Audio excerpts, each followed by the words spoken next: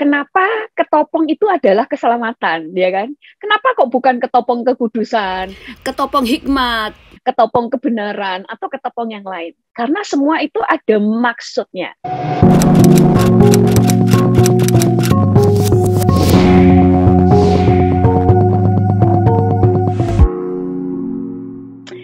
Hari ini kita belajar tentang peperangan rohani. Saya percaya sebagai orang Kristen itu kita semuanya tahu tentang selengkap senjata Allah, ya kan? Semua pasti tahu. Tetapi selama ini kita cuma taunya selengkap senjata Allah, kita sudah hafal, ada ketopong keselamatan, ada baju jira keadilan, ada ikat pinggang kebenaran, ada yang namanya perisai iman, ada pedang roh, ada kasut kerelaan memberitakan Injil, dan sebagainya. Tetapi yang jadi masalah seringkali kita tidak tahu. Kenapa ketopong itu adalah keselamatan, ya kan? Kenapa kok bukan ketopong kekudusan, ketopong kebenaran, atau ketopong yang lain? Karena semua itu ada maksudnya.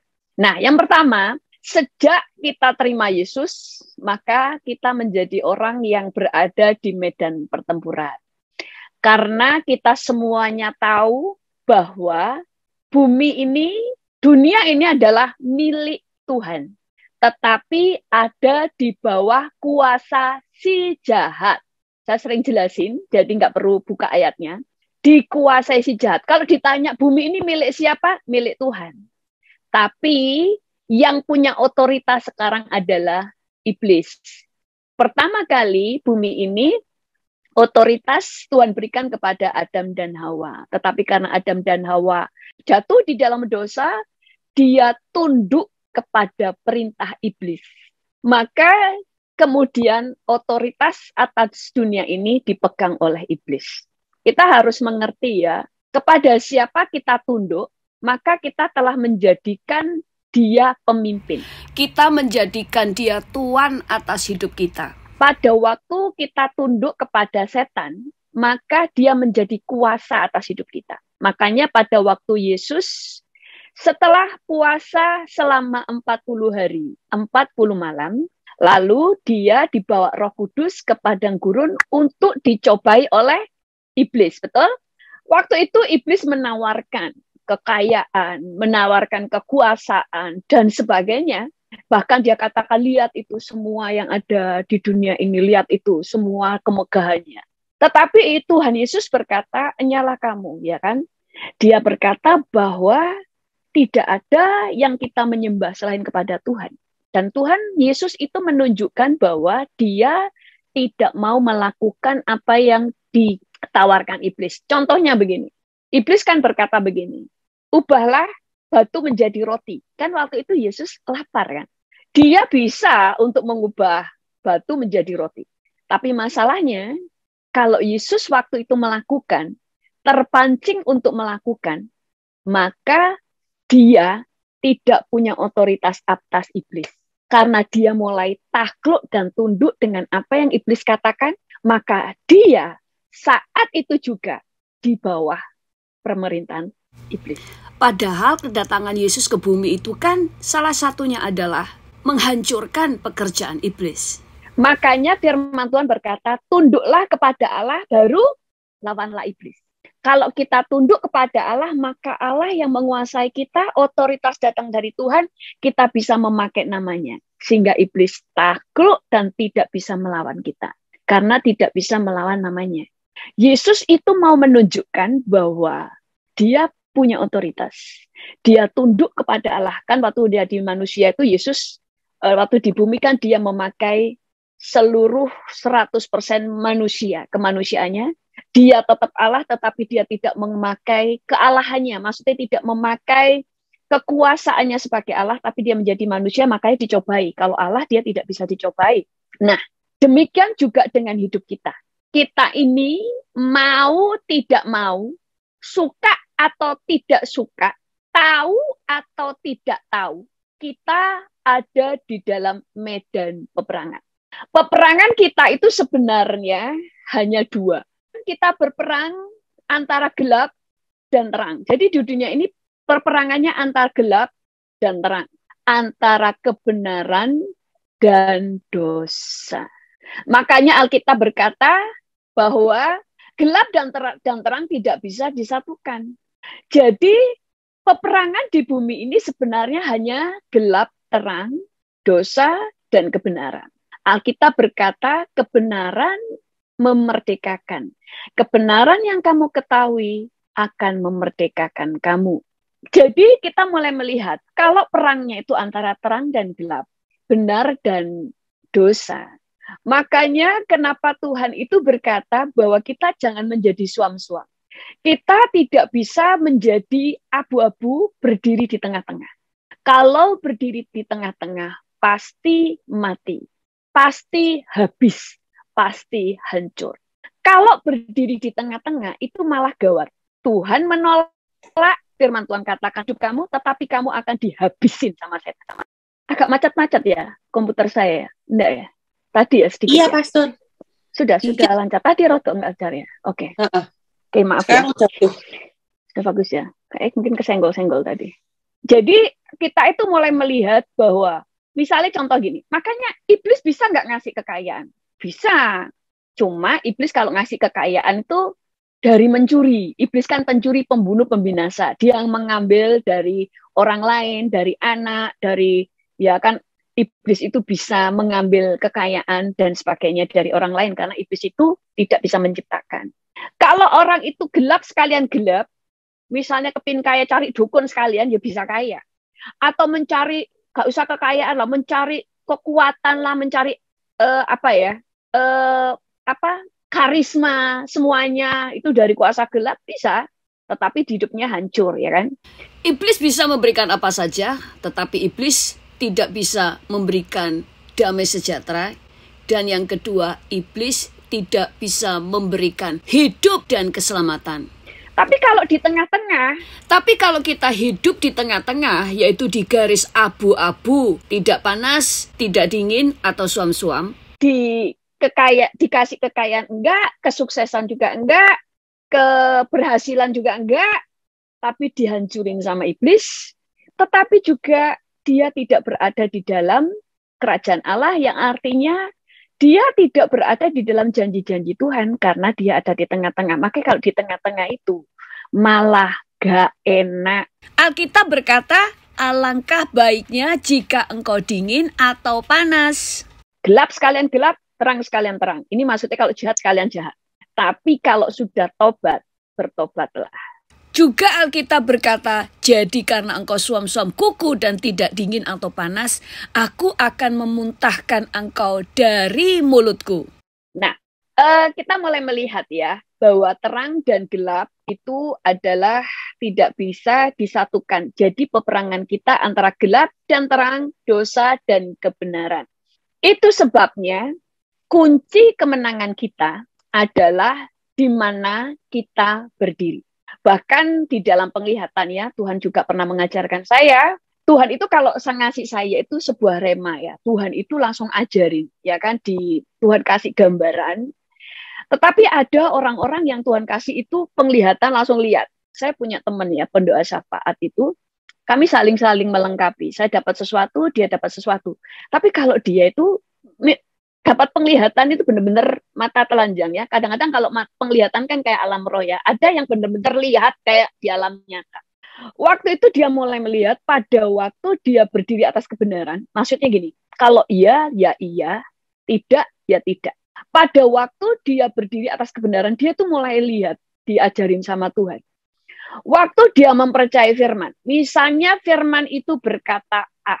Dia pegang, dia tidak goyah.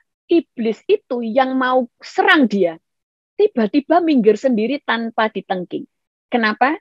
Karena dia berdiri atas kebenaran. Saya pernah ngajar di sini apa enggak ya, tentang pada waktu kita berdiri atas kebenaran, maka kebenaran yang memerdekakan kamu.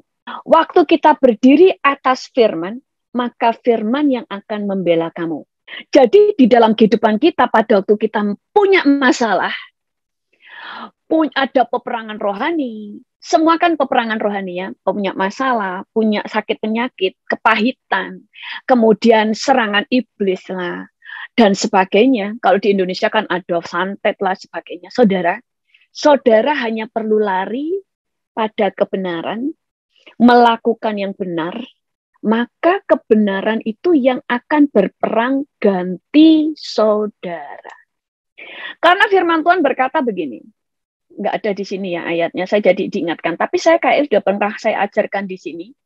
Di dalam Yesaya 55 ayat 11, firman Tuhan berkata begini, demikianlah firmanku yang keluar dari mulutku, ia tidak akan kembali kepadaku dengan sia-sia, tetapi ia akan melaksanakan apa yang ku kehendaki dan akan berhasil dalam apa yang ku suruhkan kepadanya. Sekali lagi ya, pelan-pelan ya. Demikianlah firmanku yang keluar dari mulutku, yaitu firman keluar dari mulut Allah, ia tidak akan kembali kepada Allah dengan sia-sia. Tetapi ia, yaitu firman, akan melaksanakan apa yang Allah kehendaki dan akan berhasil dalam apa yang disuruhkan Allah kepadanya. Jadi firman yang diucapkan oleh Allah, firman semuanya yang diucapkan, itu tidak akan kembali dengan sia-sia kepada Tuhan. Tetapi firman itu akan mengerjakan firman-Nya tepat seperti yang dimaksudkan oleh Allah. Dan firman itu pasti berhasil. Jadi kalau kita berdiri atas firman, maka firman itu yang akan mengerjakan bagiannya. Nanti kita akan pelajari berikutnya. Jadi sekarang kita buka dulu ayatnya ya.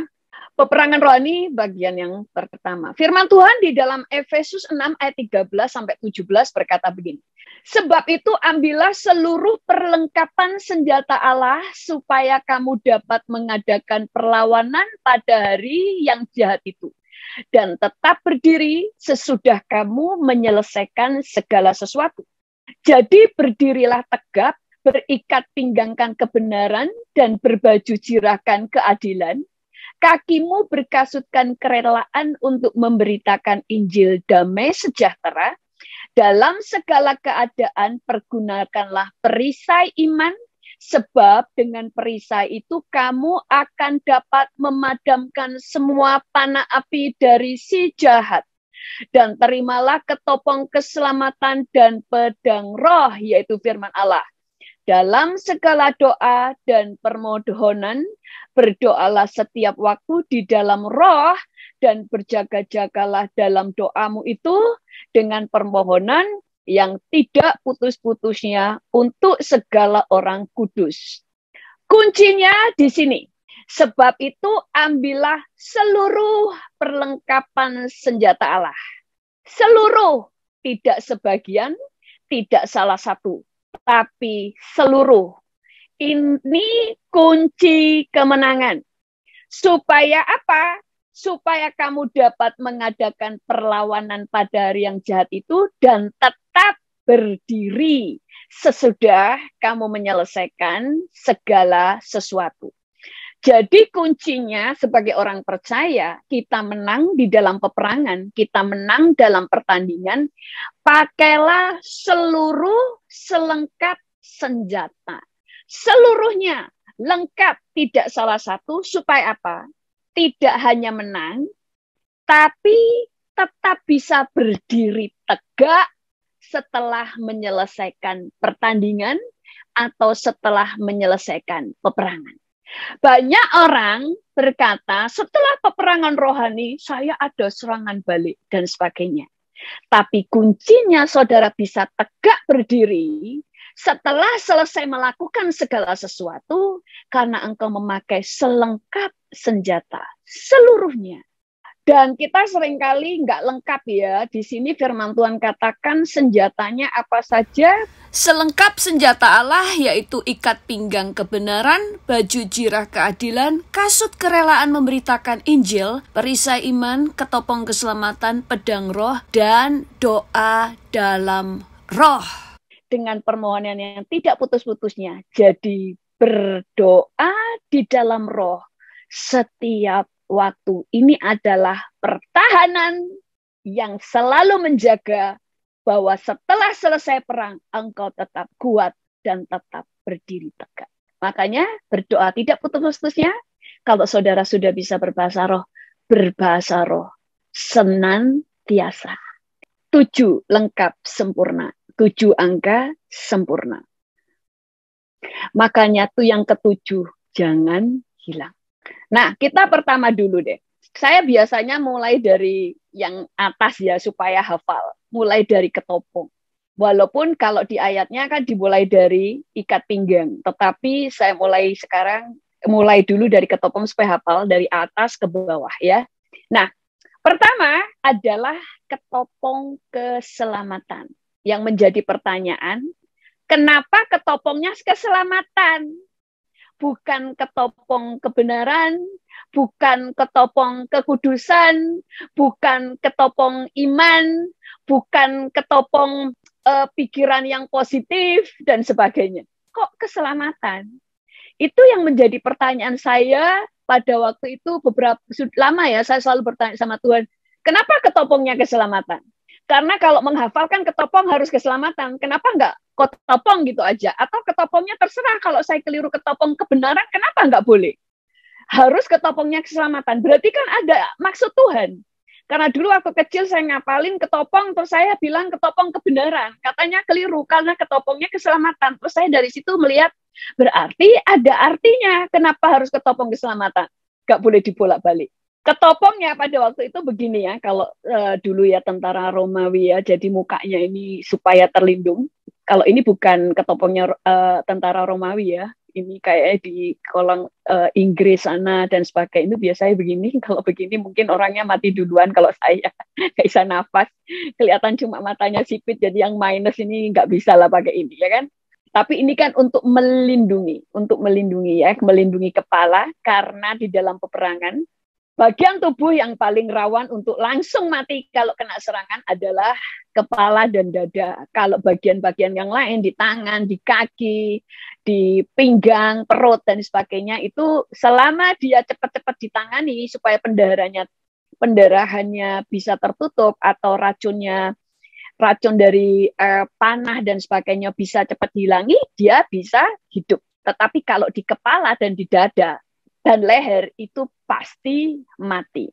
99% pasti langsung mati. Nah, kemudian, jadi itu dulu ya tentang ketopong ya. Nah, ini ya ketopongnya, tentara Romawi dulu begini, jadi kelihatan matanya aja. Nah, ini ya kan, ini kan supaya melindungi, karena bagian inilah yang paling rawan. Nah, yang menjadi pertanyaan sekali lagi, kenapa ketopongnya itu keselamatan? Karena bicara tentang orang percaya harus mengerti doktrin keselamatan yang benar. Karena banyak orang Kristen yang tidak tahu doktrin keselamatan yang benar. Makanya mereka tidak sadar ujungnya menuju maut. Karena banyak orang Kristen diajar, kita diselamatkan hanya karena iman, bukan karena perbuatan. Kan ayatnya memang berkata begitu. Iya, kalau saudara hanya baca satu ayat. Makanya saya selalu mengajar, kita harus melihat firman secara utuh. Bukan cuma satu perikop. Tetapi dari perjanjian lama sampai perjanjian baru, itu ada benang merahnya, semua nyambung. Begitu putus satu, ajaranmu langsung salah. Tidak sesuai dengan yang dimaksudkan Tuhan. Kita memang diselamatkan hanya karena iman, bukan karena perbuatan. Kalau langsung mati. Makanya saya pernah ngajar khusus tentang keselamatan. Doktrin keselamatan yang benar. Makanya banyak orang Kristen, anak-anak Tuhan, yang Tuhan izinkan melihat neraka. Dia kaget, kebanyakan yang kaget. Karena banyak orang Kristen ada di sana. Padahal kan diajar kita diselamatkan hanya karena iman. Tapi pada kenyataannya kok masuk neraka. Makanya saya banyak ngajar di sini. Ada dosa yang mendatangkan maut. Ada dosa yang tidak mendatangkan maut. Keselamatan itu adalah kalau kita sekarang sejahat apapun, seperti orang yang disalibkan di sebelah kanan Yesus atau kirinya, saya nggak tahu kanan kirinya, tapi yang dia bertobat, hari itu juga Firman Tuhan katakan, saat ini juga engkau bersama-sama dengan aku di Firdaus. Itulah karena dia diselamatkan, hanya karena percaya, bukan karena perbuatan. Karena detik dia mau mati, dia kesempatan bertobat, minta ampun sama Tuhan. Makanya dikatakan tidak butuh, bukan karena perbuatan, karena anugerah saja.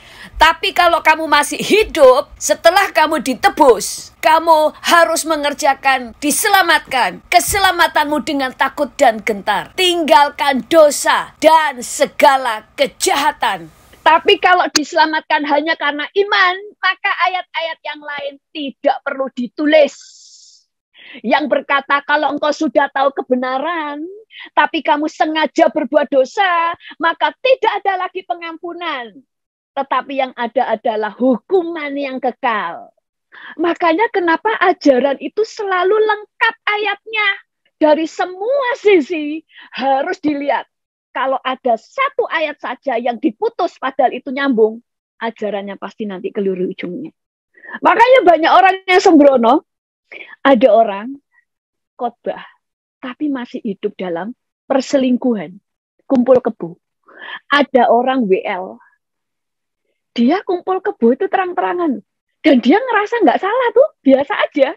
Jadi dia tinggal dengan seorang teman, ya satu apartemen, dia apartemennya di atasnya, tapi orang dari gereja lain, satunya gereja lain, dan temennya, satu gereja. Yang di lantai satu, sama satu gereja dengan dia. Itu dia pemain musik, ada yang WL. Itu kumpul kebo. Dia merasa nggak salah tuh kalau orang tahu itu dosa.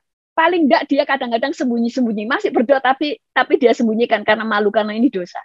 Tapi ada orang yang terang-terangan dan nggak merasa berdosa tuh. Karena mereka berkata, karena kami diselamatkan. Hanya karena iman, bukan karena perbuatan. Ya ini salah kaprah membuat banyak orang salah paham tentang arti diselamatkan. Banyak orang salah paham tentang arti diselamatkan karena anugerah dan karena iman. Saudara, setan tidak takut saudara berada di gereja. Setan tidak takut saudara pelayanan, tapi setan takut saat saudara mengetahui kebenaran dan mengerjakannya. Karena kebenaran memerdekakan saudara, dan kebenaran saudara memporak-porandakan pekerjaan setan. Makanya ajaran yang salah itu seperti anak panah yang menancap di kepala orang itu. Dia mati walaupun kelihatannya masih hidup.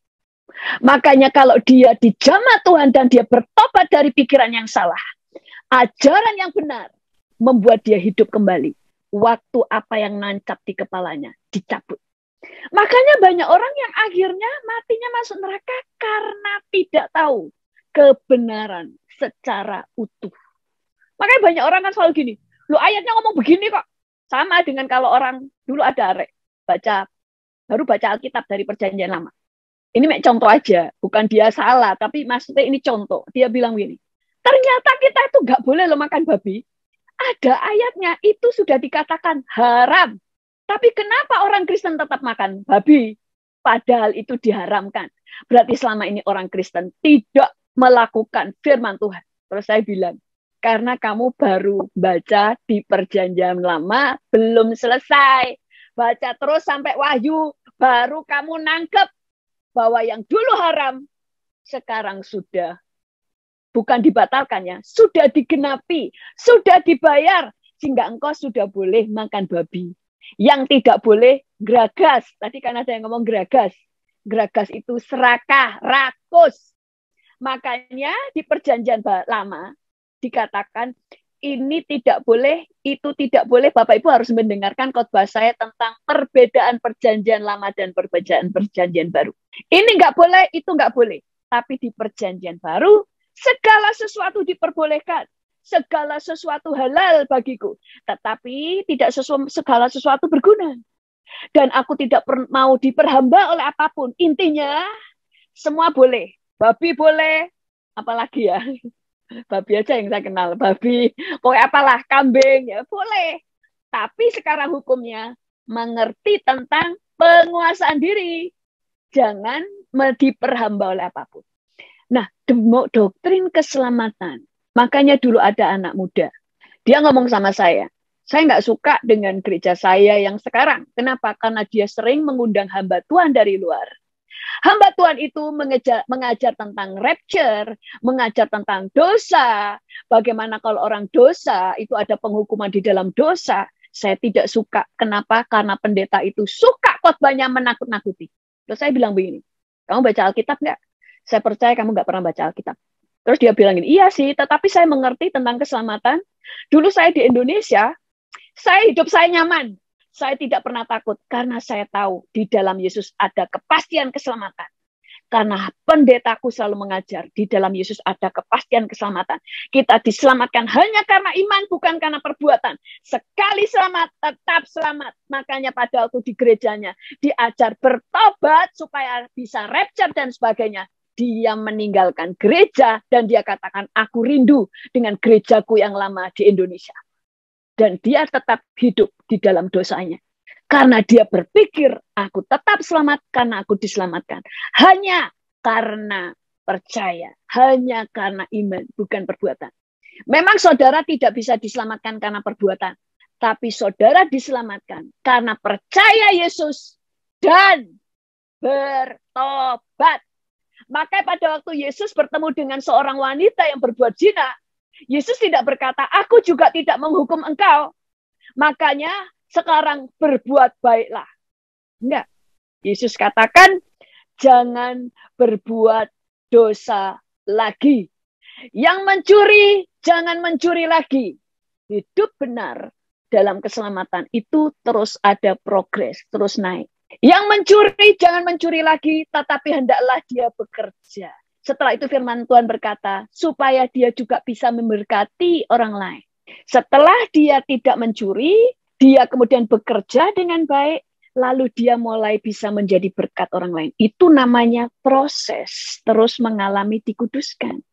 Tapi kalau fokusnya cuma berbuat baik, kebaikanmu itu seperti kain kotor, firman Tuhan berkata. Kayak begini, kayak ajaran-ajaran di agama sepupu kita. Yang penting berbuat baik dengan apa? Nyumbang, membangun tempat ibadah, kasih sumbangan ke orang miskin, tapi di tangan yang lain terus korupsi, terus menipu orang lain. Toh saya tidak berbuat baik karena merasa ditimbang. Maka kita tidak diselamatkan karena perbuatan baik. Perbuatan baik kita tidak bisa menutupi dosa kita.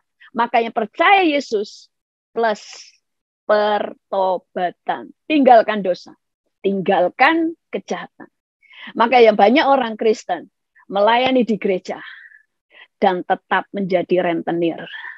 Jangan berpikir saudara diselamatkan. Karena Tuhan membenci kejahatan. Saya sudah percaya Yesus. Tetapi ada kan beberapa orang yang cerita, bukan dari saudara ya, di sini luar biasa. Baik. Ada yang konseling saya lewat Instagram. Mereka suaminya pelayanan, hebat di gereja, tapi di rumah tetap selalu KDRT, enggak tobat-tobat. Kejahatan, firman Tuhan berkata, kalau kamu sudah tahu kebenaran, tapi tetap sengaja berbuat dosa. Sengaja di sini maksudnya gini, kamu bisa milih untuk tidak berbuat dosa dan kamu sudah tahu kebenaran. Tapi kamu memilih tetap jahat. Pada hitungan tertentu, tidak ada lagi pengampunan. Makanya banyak orang yang ujungnya ke neraka karena mereka tidak tahu. Nanti saya akan rangkum ya di YouTube saya, nanti saya buatkan tentang dosa yang mendatangkan maut, yang banyak orang Kristen tidak tahu. Mereka cuma taunya, dosa yang mendatangkan maut itu kan menghujat Roh Kudus. Iya, menghujat Roh Kudus itu yang gimana? Terlalu abstrak. Kalau saudara terlalu abstrak, nggak ngerti, saudara nggak bisa melakukannya. Dan tidak tahu cara menghindarinya karena terlalu abstrak. Cuma kalau sekarang saya jelasin di sini nanti terlalu panjang. Saya sudah mengajarkan berkali-kali, tapi nanti mungkin kalau nyari videonya susah ya. Saya juga tidak tahu itu video yang mana, karena kan selalu di tengah-tengah, bukan khusus. Jadi nanti akan saya potong yang khusus yang itu. Nah, kenapa Tuhan katakan ketopong keselamatan? Karena itu sangat penting bahwa engkau harus tahu tentang doktrin keselamatan yang benar. Sehingga engkau tidak tersesat. Sehingga engkau di depan, di ujungnya tidak menuju maut. Makanya banyak orang yang percaya kita diselamatkan hanya karena iman. Makanya mereka waktu dikatakan Kalau engkau tidak mengampuni, kamu tidak diampuni. Gak percaya. Mereka berkata, iya, tapi ya tetap selamat. Loh, kita selamatkan karena diampuni. Lah kalau gak diampuni, gimana kita bisa selamat? Bisa masuk surga, dan sebagainya. Ini hal-hal yang sangat sederhana, tetapi begitu ada doktrin yang masuk yang salah, orang itu sudah mati sebelum waktunya. Karena racun sudah masuk. Saya diselamatkan hanya karena iman. Makanya saya berbuat dosa pun tidak masalah. Saya tidak mengampuni, tidak masalah. Makanya saya selalu mengatakan bahwa sebagai orang percaya, yang pertama harus dicari adalah pengajaran. Saudara harus bisa membedakan ya pengajaran itu.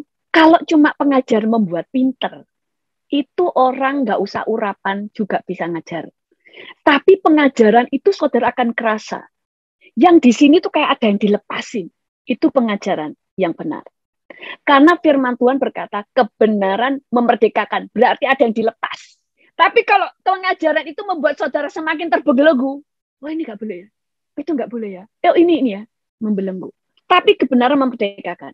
Kayak contohnya gini loh. Kebenaran itu memerdekakan kayak gini. Kalau saudara cuma diajar begini. Misalnya saya bersyukur ya. Ibu saya dulu kalau ngajar anaknya itu jelas. Gamblang.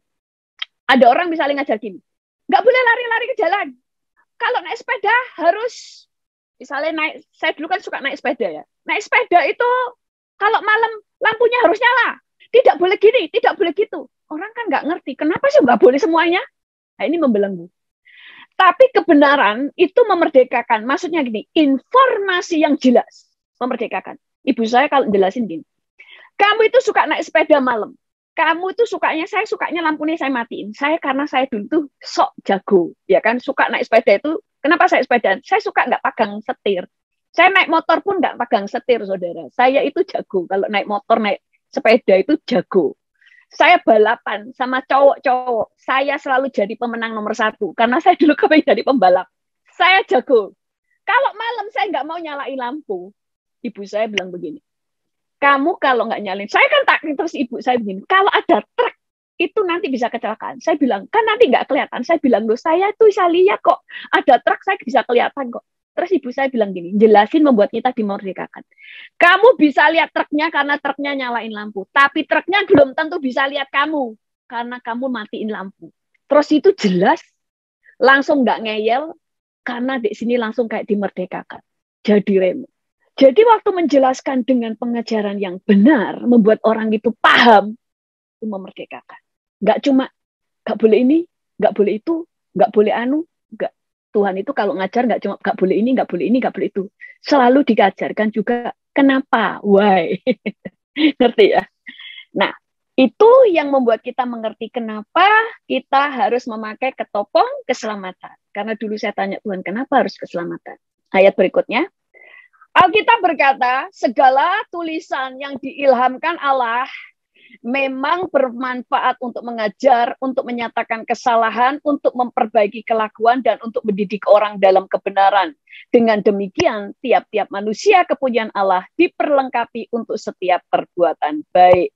Jadi, orang baru bisa berbuat baik kalau dia sudah mengerti tentang kebenaran. Dia diajar, dia tahu apa yang salah, dan dia tahu cara mengerjakannya. Jadi, kenapa kita harus mengerti?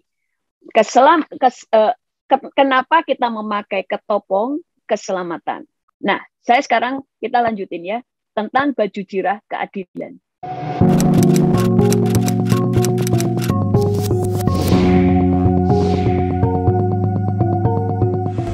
Jangan lupa subscribe.